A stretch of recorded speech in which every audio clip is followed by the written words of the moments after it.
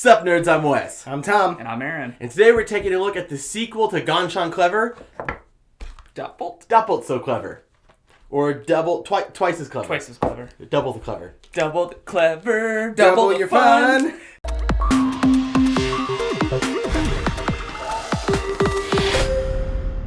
So the first question almost everybody had when this game was announced is, are they compatible? Are the dice the same? And we can pick which paper we want to use or play this page against that page? No. Different colors. Essentially, you probably could if you really wanted to house rule it. And be Yeah. like, well, this color, we're going to say is this color. Yeah, because green and blue and yellow, it's just pink is purple, and silver is orange. Yeah, but the way the dice even The dice combine play is with each just other different. and stuff is a little bit different. I mean, blue and white still combine together. Right. White's still wild. You could probably figure out how to do it, but they're definitely not designed to work together. Right. So if you haven't played Ganshan Clever, the original, we have a review on that one. You can check that one out. We'll have a link in the description box down below. So Doppelt So Clever is another roll and write game. If you haven't played a roll and write game before or seen any videos on them, the premise is you roll the dice. In this one, everyone drafts dice in different ways, and then you actually write on these score pads depending on what number and what color you drafted, and you're trying to get the best combination to get the most points. There's some roll and writes where we're all using the same dice pool, and at the end of the game, it's just whoever used what was available best. This is one where you're actually able to draft things against each other. There's things that I can use that you can't, depending on whose turn it is, and that makes it really competitive and really fun. So honestly, if you have played Ganshan Clever, all you need to do is be taught why the dice are different. It still has the exact same way what did I call it? Like an advanced draft or whatever, where you roll whatever die you take. Every die that's lower than that goes away. So you should be able to you take 3 and then 3 are remaining and they go there. But in theory, you could take the single highest die and then everything else goes away. So you lose all that stuff. So that part is still exactly the same, but it's how you utilize it. However, some of the big changes are that specific thing that I just talked about, the fact that when you take a die and then you lose everything else, there's a mechanic now where the ones that you lose, you also gain. It's the silver die.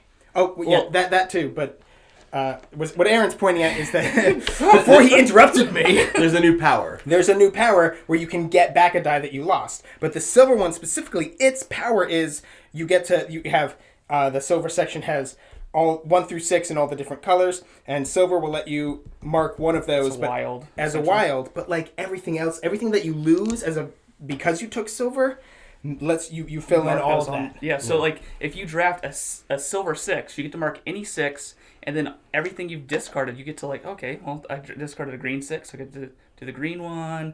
Got these 5s. You could really go for a power play and get those really high numbers marked off. Yeah. It's really interesting because every row you complete is points, but every column gives you bonuses. So it's not every row it's how far into the row you complete. Oh yeah. I mean, same thing. Yeah. Well, not the same thing, but I just wanted to clarify. Well, yeah.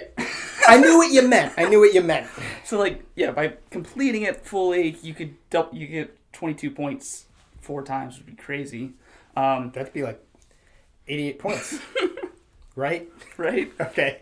But because that die is so powerful, it seems like it'd be really easy. And that was actually one of the first things I wanted to try. I was like, ooh, I'm going to try and get a high silver and draft it so they mark off a bunch. But then you end up getting to the point where you don't need any more 1s or 2s, because those get marked off fairly easily. Because if you draft a silver 3, you're getting rid of a bunch of 1s. I think the yellow is really interesting, where you circle it, and that kind of unlocks the row, which gets you bonuses. But if you actually want to score points from marking off silvers, you have to draft that number again and actually X through the box. So, you have to double down on it. Yeah, you have to choose whether you want... Because, you can't get all the bonuses, because if you just sit there and circle, you'll get no points for it, which, I don't know, maybe that's something you want to do, but as we've learned by the value of foxes, that's something you probably don't want to have something be 0. So saying which section I think is most interesting, I think is kind of hard because they all have their own uniqueness and their own ways that makes them cool and even different than Ganshan Clever. The blue section is whatever number you pick, every number after that has to be equal to or lower than. And then the next number you put has to be equal to or lower than. So if you start with a 6 And it is the blue, so you do get to add the white and the blue together. So start with the 12. best case scenario, you would start with a 12. But if you started with a 6, it would mean you'd have to be like 6, 6, 6, 5, 5, 5, 4, 4. Like, you can't ever go back up again. Yeah, there's no reset like in the purples. And so it's so hard of like, oh my gosh, I definitely need to get points here. Because again, foxes, you don't want to let anything go too far behind. And getting 4 there is still only like 10 points, which is not a lot. However, it's always that balance of like, I really need to put things there, but do I really want to take that low of a number? So the green is all. Let's all just talk about a color. Why not? Yeah, the green is also really interesting because it's whatever left. You'll take a number, and then the next one you take, you'll subtract those two, and whatever the sum is, that's the score that you'll be getting. But there's also multipliers in the boxes. Of course, yeah, there's multipliers and bonuses and all that stuff. But I remember thinking that's interesting. I'm like, oh, it's weird that you're taking one that could potentially not give you any points. But then I was like, well, that's exactly what the yellow is here, and that's pretty much what the yellow is in the other one too. But like you're betting on getting points, but here, like you really, I feel like this you have the most control of your points. Yeah. Because even in like the purple and orange and the pink here, like you just take all the numbers there and you add them up together. But here you get to really like engineer it. It said it is possible to get negative points, which is really crazy that you would ever want to score negative points. Or did you ever choose that? But if you're an idiot, you... No. As you go on... For greens, yeah, but as you move on, you get better bonuses. So you might be willing to take a -1, so you could get that blue, which will get you a yellow, which will get you another thing. Like, it could, in theory, be worth it. So you're the idiot. And then the pinks, again, are just... You get the points that you put there, and there's some like it has to be greater than or less than. It kind of goes up and down. That's probably the least exciting section. 'Cause it's just like try to get the highest numbers you can there. But I do like that they put bonuses on the bonuses. Really, as you get more rerolls, it's so hard because I was looking at where they are. If you get all the rerolls, you get a bonus. Right, but the rerolls are you have to do really well in all of them because there's 1 on yellow. None on silver, 1 on blue, 1 on green, and 2 on pink. So you have to like go for it. I mean, you get a fox, which is dope. But your strategy kind of has to be, I'm trying to get those rerolls. So I'm going to try to shape the game around unlocking that bonus. It's crazy. It's cool that they're there, and it just adds one more challenge. Especially if you're playing this solo or if you play this all the time, you could like try different strategies. Like, I wonder how this would work, or could I do this thing? I would say it's clever. Obviously, I really like this game. I love dice games, and I love roll and write games, and this is just right up my alley. It's definitely a little more complex than the first one. If you get Ganshan Clever and you play that and you understand it, this is just kind of slightly more complex in the way you have to, think about what dice you're drafting. But, like, it's not, like, crazy complex. It's just a little more complex. Yeah, which is why when it says twice as clever, I was really like, is it really twice as clever? I mean, I know it's just a name, but I'm like, I don't know. It's 20% more clever. Like, it's different. Is it more clever?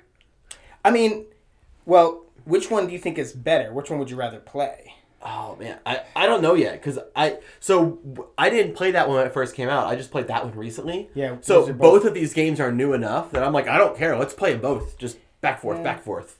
I might have more fun with this one because I played this one a lot. Like maybe this one's starting to become old to me. I played it like 6, 7, 8, maybe 10 times now. But I don't. I think this one's more elegant. This one is a little bit clunkier. Like it's a little bit. More stuff to think about. I guess it's like with the yellows where you have to like get a yellow twice, and so it feels like... And the silver is like a totally different strategy. It's like what you lose, so it's like you have to rework your thinking when you're drafting. I think it's different, but is it like harder, or is it just you have to get your brain thinking differently than you do with that one? I mean, I definitely like it. I enjoy it. It's kind of a toss-up, but if I had to choose, I would probably say that I like the original more. But that's like gun to my head type of thing. Overall, we all like both of these games a lot. We highly recommend that you buy both of them, play them to death, have to go on Board Game Geek and print out more pages, laminate them, use wet erase, all kinds of fun stuff. Click the purchase links in the description box to order them. And while you're down there, don't forget to subscribe to our channel so you'll never be bored.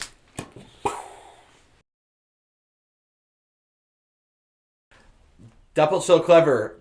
Our thoughts take two. Yeah. Teamwork.